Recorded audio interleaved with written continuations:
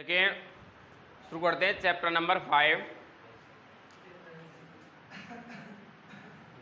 Chapter number 5 में पहले exercise 5.1 के लिए केवल हमें यहाँ दो फॉर्मूला काम करनेंगे, ठीक है। जहाँ पर लिमिट रखने के बाद यदि f(x) इक्वल हो 0 के, ठीक है, यदि ये 0 आ जाए तो इसे हम असंगत मान कहेंगे, और यदि f(x) डज नॉट इक्वल हो 0 के तो इसे हम संगत मान कहेंगे। ध्यान रखना है, असंगत, असांतत्य, ये बात एक ही है, ठीक है। असंगत और संगत। संगत क्या होगा? जब उसका मान डज नॉट इक्वल हो 0 और बराबर हो 0 के तो उसे कहेंगे असंगत। या हमें जो क्वेश्चंस हैं उनमें एक लिमिट दे रखी होंगी साथ में, और लिमिट पुट करने के बाद लिमिट को कब रखना है? जब सवाल हमारा पूरा कंप्लीट हो जाए, यानी बिल्कुल लास्ट स्टेज पर पहुंच जाएगा तभी हम लिमिट रखेंगे। यदि शुरुआत में लिमिट रख देंगे तो वहाँ हमारा क्वेश्चन गलत हो जाएगा। ध्यान रखना, एक आता है LHL equal RHL, left hand limit equal है राइट हैंड लिमिट के, तो यहाँ पर संगत होगा या सान्तत्य होगा। यदि आ जाए LHL does not equal RHL तो वहाँ पर असंगत। इसमें भी ध्यान देना है कि जहाँ हम RHL लेंगे वहाँ होगा A+H, यानी A क्या है, हमारी एक लिमिट दे रखी होगी हमें, वहाँ +H अपनी ओर से लगाएंगे। और जिस समय हम LHL फाइंड कर रहे होंगे उस समय हमारी हो जाएगी A-H, जहाँ पर लिमिट H10 रहेगा 0, यानी H का मान क्या रहेगा? 0 रहेगा। और RHL निकाल रहे हैं तो ये प्लस का साइन आएगा, और LHL निकाल रहे हैं तो यही साइन, बस केवल माइनस प्लस का अंतर है और कोई अंतर इनमें है नहीं। तो ध्यान देना है केवल दो चीज़ों पर, एक तो जो सिंपल यानी जिनमें केवल एक लिमिट है या एक ही इक्वेशन है तो वहाँ 0 बराबर आ जाए तो संगत होगा, 0 के बराबर नहीं आए तो संगत होगा। जिनमें दो इक्वेशन हैं या दो से अधिक इक्वेशन हैं तो हम LHL और RHL निकालेंगे। जहाँ पर दोनों बराबर होंगे तो संगत होगा, बराबर नहीं होंगे तो असंगत होगा, ठीक है। एक इक्वेशन के लिए ये वाला यूज करना है और एक से अधिक इक्वेशन के लिए इसको यूज करना है। पूरी एक्सरसाइज में यही है, और इस एक्सरसाइज में से 5 नंबर का पेपर आपका निश्चित आएगा। 5 नंबर का क्वेश्चन एक तो निश्चित है, 1-2 नंबर और अलग से आ जाए वो अलग है। देखिए एक्सरसाइज 5.1 से क्वेश्चन नंबर 1 ये दे रखा है f(x) equal to 5x minus 3, जहाँ x की लिमिट दे रखी है 0, -3 और x बराबर 5। ये सिद्ध करना है कि ये संतत है, ठीक है। तो देखिए ये आ गया हमारा f(x), 5x माइनस के 3। भाई ये किसका मान है? f(x) का। केवल यहाँ हमें एक ही इक्वेशन दे रखी है, जब एक ही इक्वेशन दे रखी होती है तो हमें सिद्ध करना है कि यदि f(x) इक्वल हो जाए 0 के तो असंतत है, और f(x) डज नॉट इक्वल हो 0 तो वहाँ पर संतत है। तो यहाँ पर लिमिट रख लीजिए, x बराबर क्या रख लें पहले, तो यानी f0, x बराबर यहाँ 0 रख दी तो यहाँ भी x बराबर क्या रखा जाएगा? कितना आ गया? तो कह सकते हैं f(x) डज नॉट इक्वल, अतः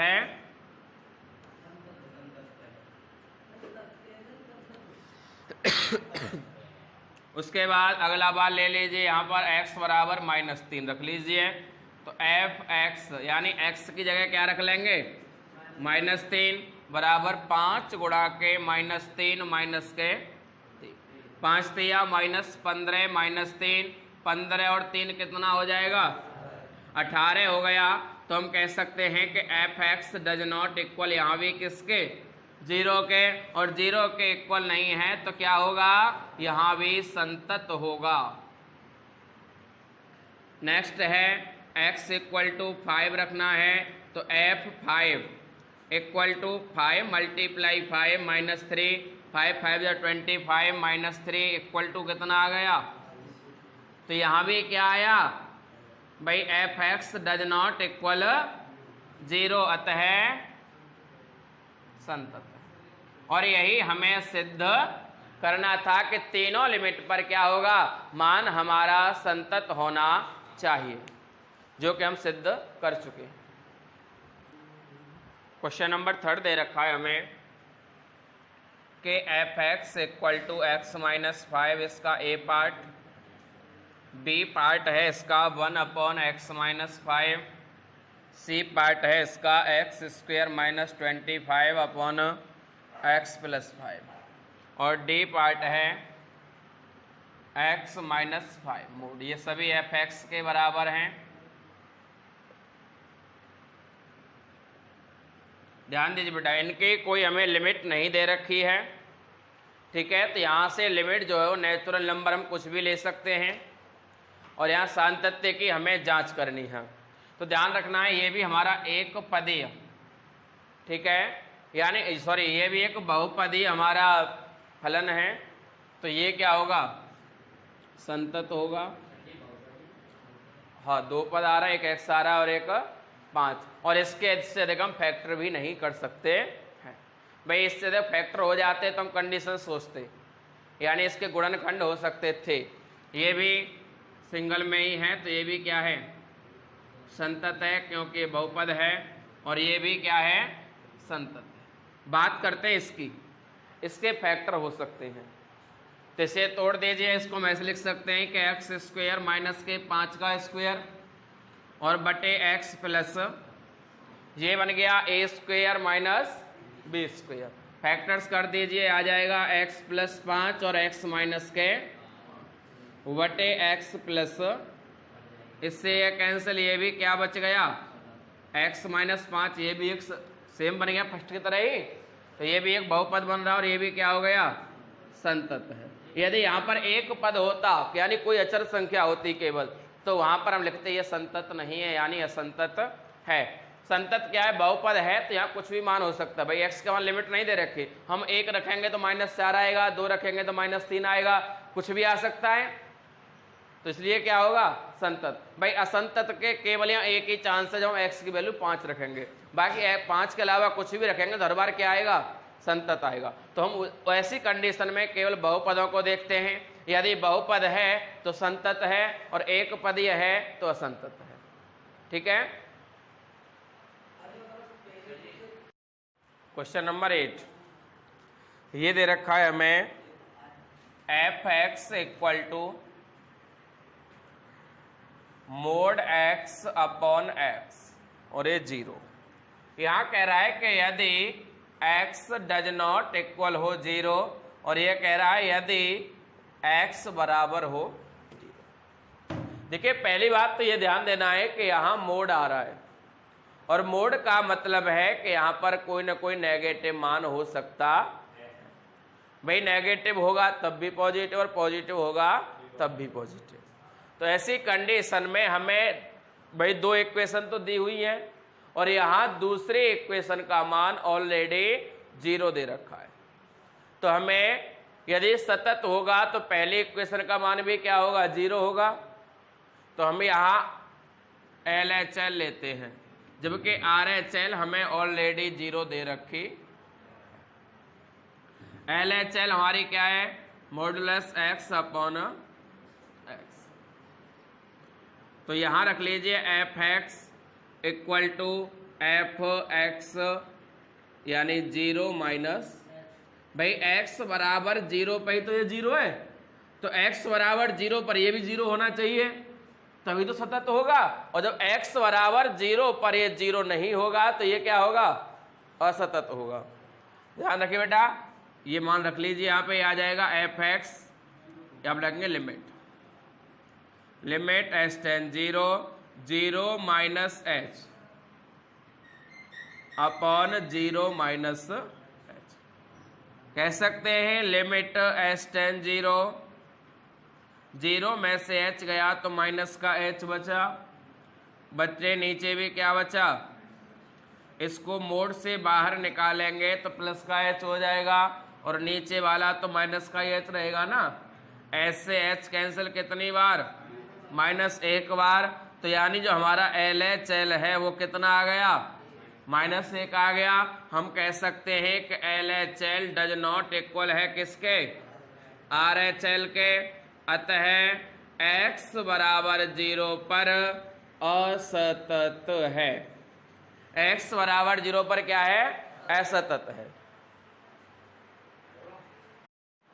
देखिए क्वेश्चन नंबर 18, यहाँ कह रहा है कि डेल्टा के किस मान के लिए ये दोनों समीकरण हमारे सतत होंगे। यानी ध्यान देना है, दो हमें कंडीशन दी हुई है। एक तो कह रहा है कि x बराबर 0 पर संतत है और दोबारा कह रहा है कि x बराबर 1 पर। इसके सांतत्य पर विचार करना है। तो पहले ले लें हम x बराबर 0 से, तो कह सकते हैं कि एफ एक्स बराबर दिया है लैम्डा एल एच एस ले लें, एक्स स्क्वेयर माइनस के 2x, तो एफ एक्स बराबर हो जाएगा एफ 0 माइनस के एफ एक्स कितना हो जाएगा, 0 माइनस के h हो जाएगा। तो ये लिमिट यहाँ पे पुट कर दीजिए, लिमिट एच टेन 0। लैम्डा का मान हम निकालेंगे, ये आ जाएगा x का मान कितना है, 0 माइनस एच माइनस के 2 0 माइनस एच। अभी आ गया हमारा 0 माइनस एच यानी माइनस एच का स्क्वेयर माइनस 2 माइनस एच। ये आ गया H square minus minus plus के 2h, लिमिट एच टेन 0। अब यहाँ पर मान रख दें भाई, इससे आगे सॉल्व तो होगा नहीं। तो 0 का स्क्वायर प्लस 2 मल्टीप्लाई 0 बराबर कितना आ गया, 0 आ गया। अब ले लेंगे R H L, R H L हो जाएगा F X equal to F 0 plus के एच। और किस में रखना है, इसमें। तो यह आ जाएगा limit H tends 0 4 0 plus H plus के, यह आ जाएगा 4h प्लस के। इससे आगे सॉल्व हो जाएगा, नहीं हो पाएगा। जब आगे सॉल्व नहीं होगा तो अंत में क्या रखना है, हमें लिमिट रख देनी है। और लिमिट क्या है h की, तो यह आ जाएगा 4 मल्टीप्लाई 0 प्लस, यानी कितना आ गया, देखिए एल एच एस या एल एच एल कितनी आई थी हमारी, और आर एच एल कितना आया।